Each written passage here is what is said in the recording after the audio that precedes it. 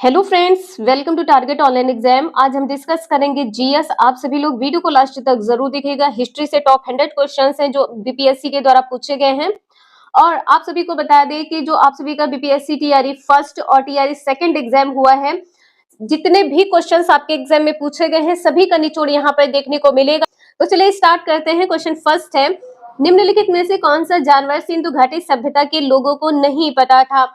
B answer यहाँ पर आपका सही हो जाएगा, घोड़ा। बीपीएससी ने घोड़े के बारे में सही माना है। और आप लोगों को यहाँ पर पता होगा, सुरकोटड़ा, कालीबंगन, लोथल से सैंधव कालीन, लोथल से सैंधव कालीन घोड़े के अस्थि पंजर मिले हैं। घोड़े के अस्थि पंजर मिले हैं, इंपॉर्टेंट है, ध्यान रखिएगा। और जो सैंधव कालीन लोग थे तो ये दो पहिए व चार पहिए के गाड़ी का प्रयोग करते थे, जिसमें एक गाड़ी क्या थी?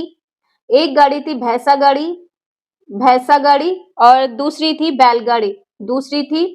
बैलगाड़ी। तो ये दो गाड़ियों का प्रयोग करते थे, भैंसा गाड़ी, बैलगाड़ी। नेक्स्ट है, प्रारंभिक वैदिक काल के दौरान कौन सा शहर प्राचीन मगध साम्राज्य की राजधानी के रूप में कार्य करता था? तो आपका आंसर यहाँ पर पहला सी हो जाएगा, राजगृह है। और इसके बारे में कुछ इंपॉर्टेंट पॉइंट्स हैं, यहाँ पर आप सभी लोग देख सकते हैं। मगध साम्राज्य में आधुनिक पटना, गया, शाहाबाद का कुछ हिस्सा पड़ता था। किसमें पड़ता था? मगध साम्राज्य में। और बिंबिसार और अजात शत्रु के समय इसकी राजधानी क्या थी? राजगीर या राजगृह थी। किसके काल में या किसके समय में? तो बिंबिसार और अजात शत्रु के समय राजधानी क्या थी? राजगीर थी। और यहाँ पर आप सभी लोग देख सकते हैं, उदयन ने राजगृह से अपनी राजधानी को कहां पर स्थानांतरित किया था? पाटलिपुत्र में स्थानांतरित किया था। उदयन ने राजगृह से राजधानी को कहां पर स्थानांतरित किया था? पाटलिपुत्र में। पाटलिपुत्र से राजधानी स्थानांतरित करके वैशाली को क्या बनाया था? मगध साम्राज्य की राजधानी बनाया था। इंपॉर्टेंट है, ध्यान रखिएगा। 4 से 5 पॉइंट है। कालांतर में कालाशोक ने पुनः पाटलिपुत्र स्थानांतरित कर लिया था। ठीक है, पुनः पाटलिपुत्र, राजधानी पाटलिपुत्र को बना लिया था। और मौर्य साम्राज्य तक राजधानी यही बनी रही है। तो इंपॉर्टेंट पॉइंट है, ध्यान रखिएगा आप सभी लोग। बौद्ध धर्म से पूछा गया क्वेश्चन है। निम्नलिखित कथनों पर विचार करना है और यहाँ पर बताना है क्या सही है। फाहियान एक चीनी यात्री था जो हर्षवर्धन के शासनकाल में भारत आया था, ऐसा यहाँ पर कहा गया है, जो कि ये पॉइंट यहाँ पर गलत है। किसके शासनकाल में भारत आया था? तो चंद्रगुप्त द्वितीय के शासनकाल में। चंद्रगुप्त द्वितीय के शासनकाल में भारत आया था, जो कि ये पॉइंट यहाँ पर गलत हो जाएगा। वैनसोंग एक चीनी बौद्ध भिक्षु थे जिन्होंने चंद्रगुप्त द्वितीय के शासनकाल के दौरान भारत का दौरा किया था। तो चंद्रगुप्त द्वितीय यहाँ पर नहीं होगा, ये पॉइंट यहाँ पर गलत हो जाएगा। किसके शासनकाल में भारत आया था? हर्षवर्धन के शासनकाल में भारत आया था, हर्षवर्धन के शासनकाल में। तो यहाँ पर आपका आंसर कैसे ही हो जाएगा? इनमें से कोई नहीं होगा। नेक्स्ट है, बोधिसत्व पद्मपाण की पेंटिंग स्थित है। कहां पर स्थित है? अजंता में स्थित है। सी आंसर यहाँ पर आपका सही है। यहाँ पर इसके बारे में कुछ इंपॉर्टेंट पॉइंट्स है, जरूर देख लीजिएगा। पद्मपाणि का अर्थ क्या होता है? कमल धारण करने वाला। इसके बाद में यहाँ पर इंपॉर्टेंट पॉइंट है, बादामी गुफाएं। बादामी गुफाएं के बारे में बताया गया है कि जो बादामी गुफा है, मंदिर है, ये कहां पर स्थित है? कर्नाटक के उत्तरी भाग में स्थित है। बादामी गुफा मंदिर कर्नाटक के उत्तरी भाग में स्थित है। किस शहर में पड़ता है? तो बागलकोट जिला है। और जिले में एक शहर है, कौन सा है? बादामी शहर में स्थित है। यह हिंदू और जैन गुफा मंदिरों का एक परिसर है। इसके बाद में एलोरा गुफाएं हैं। एलोरा दुनिया के सबसे बड़े रॉक कट हिंदू मंदिर गुफा परिसरों में से एक है। हिंदू मंदिर गुफा परिसर, यहाँ पे ध्यान रखिएगा, रॉक कट है, इंपॉर्टेंट है, ध्यान रखिएगा, रॉक कट है। कब की कलाकृतियां हैं? तो इसे ध्यान रखिएगा, 600 से 1000 ईस्वी की कलाकृतियां हैं। नेक्स्ट है, भारतीय कला में स्तूप, चैत्य और विहार का निर्माण निम्नलिखित में किससे संबंधित है? तो फिफ्थ का आंसर यहाँ पर आपका सी सही हो जाएगा, बौद्ध धर्म से संबंधित है। नेक्स्ट है, मगध एवं अंग के मैदान निम्नलिखित में से किसके हिस्से में है? तो किसके हिस्से में है? मध्य गंगा के मैदान के हिस्से में है, मध्य गंगा का मैदान। यहाँ पर आपका आंसर बी सही हो जाएगा। और इसकी ऊंचाई आपसे पूछा जाए कि इसकी ऊंचाई क्या है, तो 50 से 100 मीटर तक इसकी ऊंचाई है। प्रसिद्ध किसके लिए है? मध्य गंगा मैदान किसके लिए प्रसिद्ध है? तो कृषि के लिए प्रसिद्ध है। नेक्स्ट है, कौटिल्य किस स्थान में राजनीति विज्ञान और अर्थशास्त्र के प्राध्यापक थे? आप लोग यहाँ पे देख सकते हैं, बीपीएससी स्कूल टीचर में पूछा गया क्वेश्चन है, तो यहाँ पर 7th का आंसर सी सही हो जाएगा, तक्षशिला। नेक्स्ट है, चीनी स्रोत के अनुसार श्रीलंका के शासक मेघवर्मन ने गया में बौद्ध मंदिर बनवाने की अनुमति के लिए निम्नलिखित में से किस गुप्त राजा के पास एक मिशनरी भेजा था? मिशनरी किसके पास भेजा था? तो बी आंसर यहाँ पर सही हो जाएगा, समुद्रगुप्त के पास भेजा था। किसके लिए? मंदिर बनाने के लिए। नेक्स्ट है, राजनीति की प्रारंभिक पुस्तक नीतिसार किसके द्वारा लिखी गई थी? किसके द्वारा लिखी गई थी?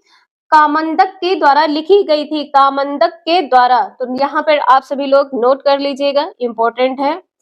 नेक्स्ट क्वेश्चन है, यहाँ पर आपको सूची फर्स्ट के साथ सूची सेकंड का मिलान करना है।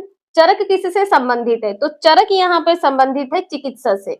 सेकंड पॉइंट यहाँ पर सही हो जाएगा। ब्रह्मगुप्त संबंधित है गणित से, फर्स्ट पॉइंट सही हो जाएगा। बारह मिहिर किससे संबंधित है? तो ज्योतिष शास्त्र से संबंधित है, फोर्थ पॉइंट सही हो जाएगा। विशाख दत्त किससे संबंधित है? नाटककार से संबंधित है, थर्ड पॉइंट यहाँ पर सही हो जाएगा। सीक्वेंस आप सभी लोग मिला लीजिएगा, 2 1 4 3। नेक्स्ट है, ऐतिहासिक दक्षिणा पथ नामक क्षेत्र का विस्तार है। 11th का आंसर यहाँ पर डी सही हो जाएगा, उपर्युक्त में से एक से अधिक हो जाएगा, डी आंसर यहाँ पर आपका सही है। तो यहाँ पर आपका सही क्या होगा? विंध्य पर्वत श्रेणी से कृष्णा नदी, विंध्याचल पर्वत श्रेणी से कृष्णा नदी के मध्य, और दूसरा क्या है यहाँ पर? कावेरी नदी तक है, विंध्याचल पर्वत श्रेणी से कावेरी नदी के मध्य। और यहाँ पर दक्षिणापथ नामक क्षेत्र में कौन सम्मिलित है? तो सतपुड़ा पर्वत श्रेणी से नीलगिरी के मध्य, ये भी सम्मिलित है। तो यहाँ पे ध्यान रखिएगा, ये तीनों पॉइंट आपके सही हैं। नेक्स्ट है, इनमें से किसने भारत में फारसी त्योहार नौरोज की शुरुआत की है? नौरोज की शुरुआत किसने की है? तो आपका आंसर यहाँ पर इसी सही हो जाएगा, बलबन ने शुरुआत की है। बलबन कौन था? तो बलबन पहला सुल्तान था जिसने भारत में फारसी त्योहार नौरोज की शुरुआत की थी। और बलबन फारसी संस्कृति और परंपराओं के प्रति अपने प्रेम के लिए जाना जाता था। तो इंपॉर्टेंट है, इसे ध्यान रखिएगा। और इसने अपने दरबार में गैर इस्लामी प्रथा सिजदा और पैबोस को शुरू किया था। सिजदा और पैबोस का किसने शुरू किया था? तो बलबन ने शुरू किया था। नेक्स्ट क्वेश्चन है, मोहम्मद बिन तुगलक के शासनकाल में भारत आए प्रसिद्ध मुस्लिम खोजकर्ता इब्न बतूता किस देश के थे? मोरक्को के थे। किस देश के थे? मोरक्को के थे। ये क्वेश्चन आप सभी लोग देख पा रहे हैं कि बीपीएससी टीचर में पूछा गया क्वेश्चन है। तो कुछ इंपॉर्टेंट पॉइंट्स भी यहाँ पर आप सभी लोग देख सकते हैं। सल्तनत कालीन तुगलक वंशी शासक मोहम्मद बिन तुगलक के शासनकाल में आए प्रसिद्ध खोजकर्ता एवं यात्री कौन थे? इब्न बतूता थे। अफ्रीका के रहने वाले थे और मोरक्को के निवासी थे। अफ्रीका के मोरक्को के निवासी थे। वह मध्य एशिया के मार्ग से होते हुए भारत के सिंध प्रांत में आए थे। मध्य एशिया के मार्ग से आए थे भारत के सिंध प्रांत में। कब आए थे? 1333 ईस्वी में पहुंचे थे। और मोहम्मद बिन तुगलक 1325 से 1351 ईस्वी ने इब्न बतूता को दिल्ली का काजी या जज नियुक्त किया था। किसने नियुक्त किया था? तो मोहम्मद बिन तुगलक ने इब्न बतूता को दिल्ली का जज नियुक्त किया था। काजी को क्या कहते हैं? जज कहते हैं। नेक्स्ट है, मैथिली भाषा का विकास निम्नलिखित में से किसके शासनकाल के दौरान शुरू हुआ है? तो सभी को पता है, कर्नाट राजवंश। सी आंसर यहाँ पर सही है, कर्नाट राजवंश। नेक्स्ट है, नाथ पंथियों, सिद्धों और योगियों ने भक्ति धर्म को किस क्षेत्र में लोकप्रिय बनाया है? तो उत्तर भारत में लोकप्रिय बनाया है। ए आंसर यहाँ पर सही है। नेक्स्ट है, फुतहात ए आलमगिरी किसके द्वारा लिखी गई थी? तो यहाँ पर ए आंसर सही है, ईश्वर दास नागर के द्वारा लिखी गई थी। और इसमें 1698 ईस्वी तक के औरंगजेब के शासनकाल की कुछ महत्वपूर्ण घटनाएं भी शामिल है। किसमें? फुतुहात ए आलमगिरी पुस्तक में। नेक्स्ट है, निम्नलिखित में से किस बंदरगाह को मुगल काल के दौरान बाबुल मक्का का द्वार कहा जाता था? तो आपका आंसर यहाँ पर भी सही हो जाएगा। किस बंदरगाह को? तो सूरत बंदरगाह को। सूरत क्या है? गुजरात का एक प्रमुख शहर है। यह अपने वस्त्रों के लिए जाना जाता है। नेक्स्ट है, क्वेश्चन नंबर 7 है। यहाँ पर आपको निम्न कथन पर विचार करने हैं। भारत में बाबर के आगमन के कारण यहाँ पर बताने हैं। तो यहाँ पर कारण क्या है? उपमहाद्वीप में बारूद का आगमन हुआ, जो कि ये पॉइंट यहाँ पर गलत हो जाएगा, ये पॉइंट यहाँ पर गलत है। क्षेत्र की वास्तुकला में मेहराब और गुंबद का परिचय हुआ है, ये भी पॉइंट यहाँ पर गलत हो जाएगा। प्रदेश में तैमुरिड राजवंश की स्थापना हुई है, ये पॉइंट यहाँ पर सही है। युद्ध में तोपों की शुरुआत हुई है।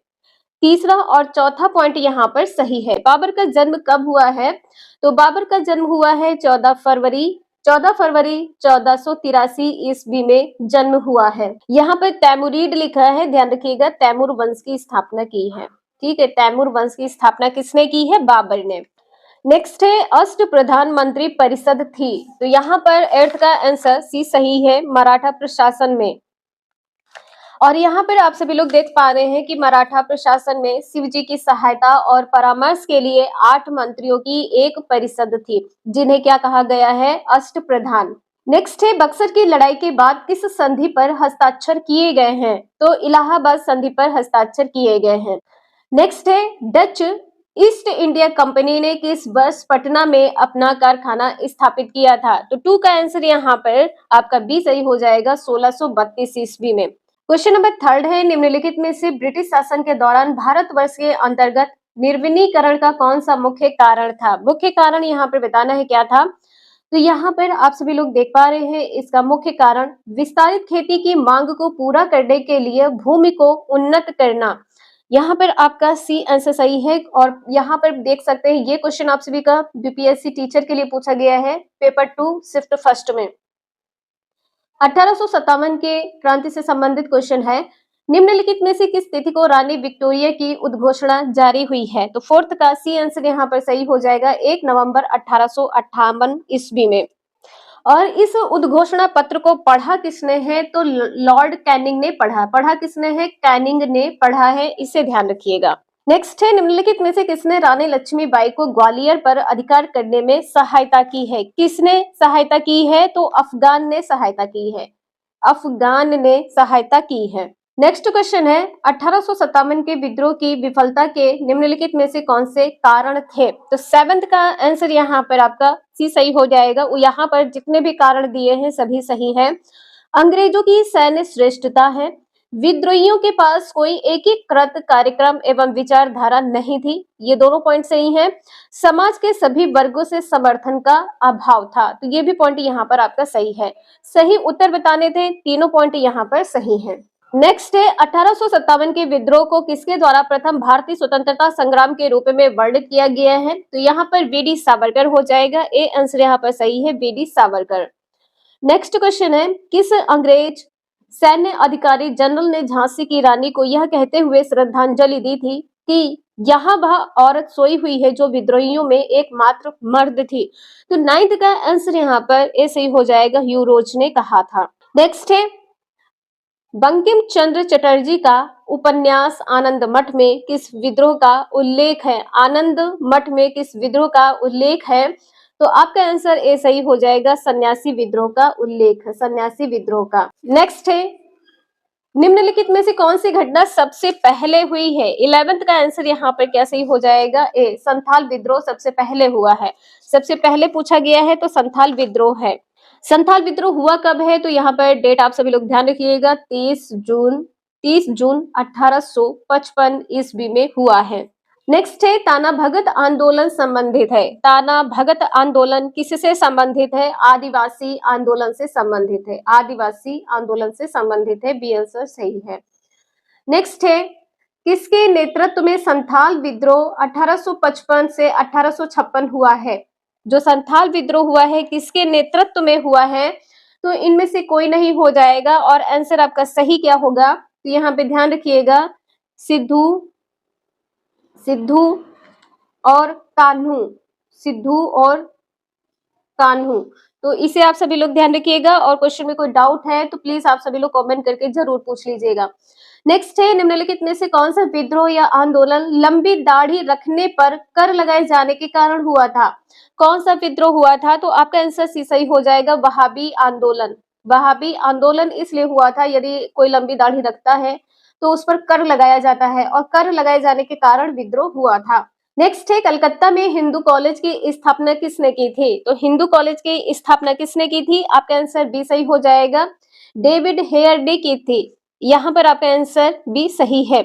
और यहाँ पे ध्यान रखिएगा, इसमें राजा राम मोहन राय नहीं लिखा है, तो यदि इस बार आपके क्वेश्चन में पूछा जाए राजा राम मोहन राय, राजा राम मोहन राय के द्वारा स्थापना की गई थी और इसमें कौन सम्मिलित है? डेविड हेयर सम्मिलित है। स्थापना 1817 ईस्वी में की गई थी। नेक्स्ट है वुड के 1854 के प्रेषण के संबंध में निम्नलिखित कथनों पर विचार कीजिए। तो यहाँ पर आपका आंसर क्या सही होगा? पहला और दूसरा दोनों आंसर यहाँ पर आपके सही होंगे। इसने उच्च अध्ययन के लिए शिक्षा के माध्यम के रूप में अंग्रेजी की सिफारिश की है, ये पॉइंट यहाँ पर सही है। और इसने महिला शिक्षा और व्यावसायिक प्रशिक्षण पर जोर दिया है। सही कथन पूछा गया था, तो यहाँ पर आपका सी आंसर सही होगा। नेक्स्ट क्लास में हम कंटिन्यू करेंगे। आज के लिए इतना ही, मिलते हैं नेक्स्ट क्लास में। वीडियो यूजफुल लगे लाइक करें, चैनल को सब्सक्राइब करें, शेयर करें। Thank you for watching this video.